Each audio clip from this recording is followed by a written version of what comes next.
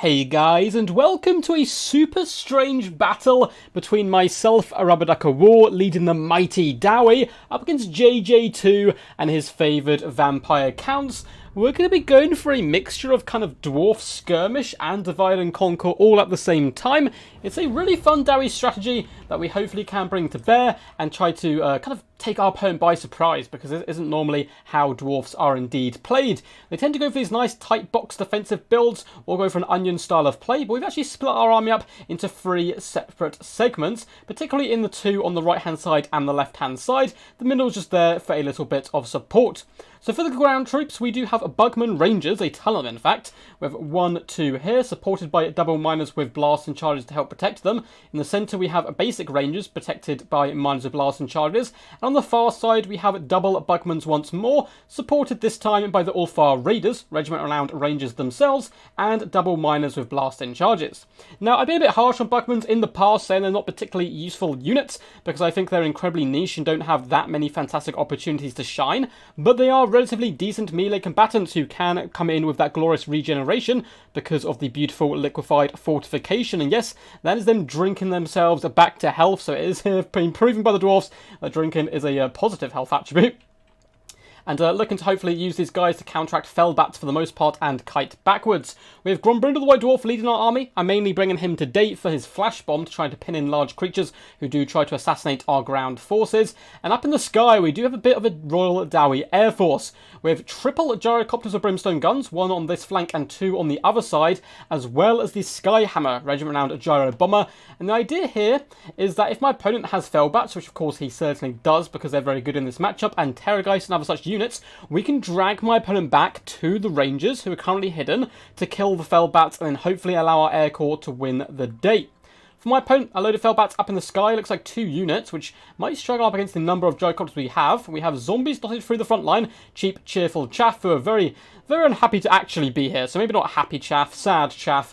They are meat bags designed to be slaughtered, but they will take blasting charges for the Graveguard, who have great weapons in the secondary line. We have 4 units of these guys, and they can certainly bring the pain to pretty much any DAWI infantry unit in the game.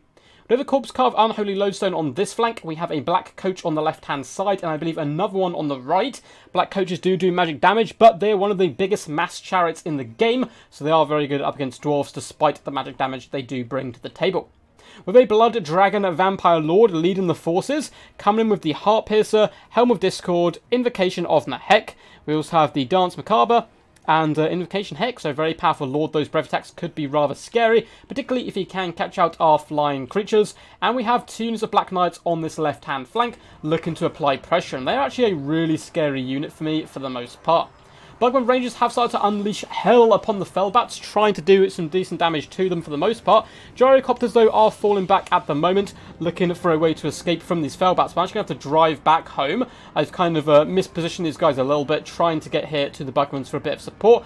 Black Knights are going to come in with a thunderous charge. Bugmans do some nice damage to them, and now the blast and charges are going to sing. I mean, not the perfect target for us, but only 80 armor. They certainly will take a huge pound in here, and the Bugmans, of course, can regenerate up after this. We also have gyrocopters looking to support. On this side, Skyhammer has started to apply some pressure to the Black Coach, and 1 unit of Fellbats is pretty much gone. The other Black Coach has engaged and been a little bit slow here. This is quite a lot of micromanagement, as you'd expect, using such a wide battle line with dwarfs. But Grombrindle will be moving forwards, hopping on top of this Black Coach and trying to hit it down with a flash bomb. You can see it is now moving into hand-to-hand combat. If we get that flash bomb going down, he'll certainly do some good work up against the Coach, which will end up getting trapped. Bugmans, as well as the Ulfar Raiders, starting to do some pretty solid damage. Nothing too crazy yet to the Graveguard, but the Gyrocopters have been protected. Fellbats have been dealt with. This unit looking not too shabby, though. Bugman Rangers will be rotating around to try to loose some bolts into them, now that the Black Knights have been relatively well dealt with by the combination of miners and Bugmans. Though the Black Coach and the Black Knights are doing quite good harass here, getting into our ranged units, we have the support of the Brimstone guns up in the skies, picking apart my opponent's build where possible. Bugman Rangers are raining fire in as well onto these Fellbats, who are trying to hunt down the Gyrocopter Brimstone guns, who are fighting them in combat, just trying to get rid of them as quickly as possible. A little bit of mixed micro by the Black Coach, getting it stuck, but recognising this, my opponent does some good micro as well, pulling it away from Grombrindle, and he realises the Ulfar Raiders are actually a big threat due to the debuff they can bring to the table, so he's going to be hunting them down as quickly as possible, pop in a nice summon as well to stop them escaping, and there is no hope for these raiders, unfortunately. We do have some Bugman Rangers and basic Rangers trying to support, but a lot of them are now fleeing for their lives. Luckily, the Skyhammer has come over to try to bring the pain. Grombriddle once again has managed to catch this black coach with the help of the gyrocopters in the air of those brimstone guns. Should be able to defeat it down to minus 54 leadership and crumbling quite fast. The right hand flank has managed to survive. Bugman Rangers now firing in different angles. The central portion of our build has completely collapsed. The miners are just trying to hold the line up against the corpse cart and graveguard, but it's not going to be a good fight for them. And the left hand flank is getting real sketchy here.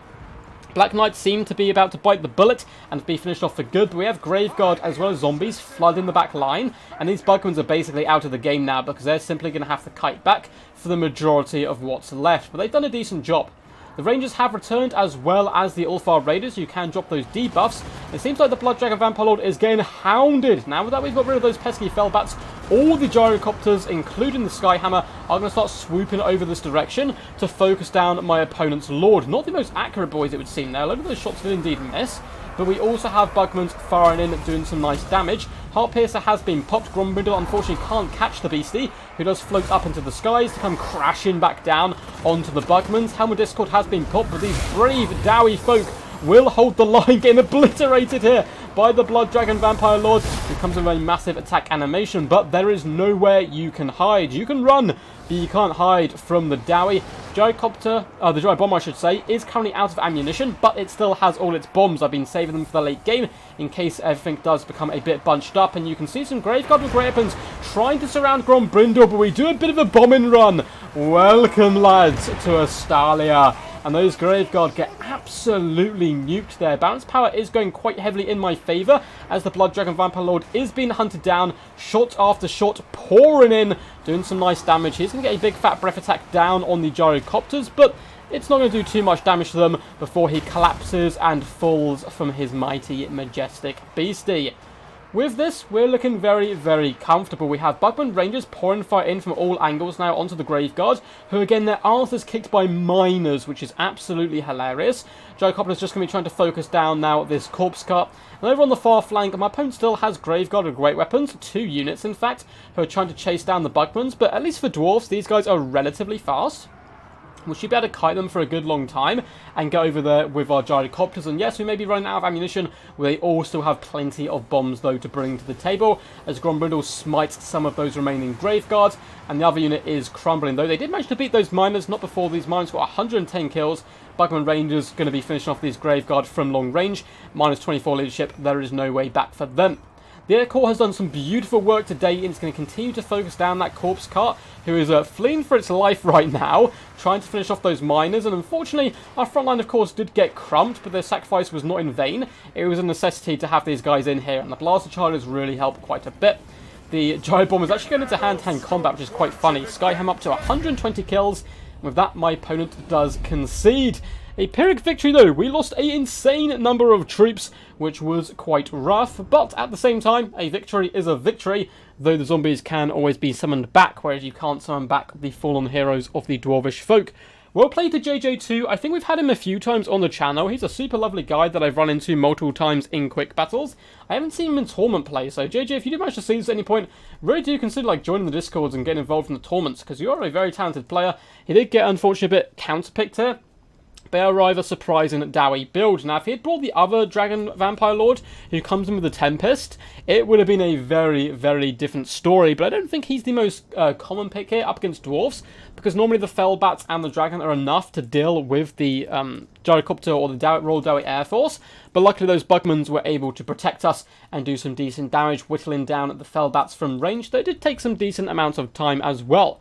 Very excited to see the damage dealt and damage value of all these units, but we'll get to that in just a second. If you guys enjoyed, make sure to leave a big fat thumbs up on the video, subscribe for more glorious content, and comment down below what was your favourite moment, who was your MVP, what do you think of this really strange DAWI tactic, which actually worked really nice. I haven't seen many people try this off with splitting your force up to multiple sections, so it's hard for the Vampire Count and Ground Force, who normally tends to work best in a blobby grind fight, have to, like, you know, drag themselves out into different positions. I think it was quite a lot of fun.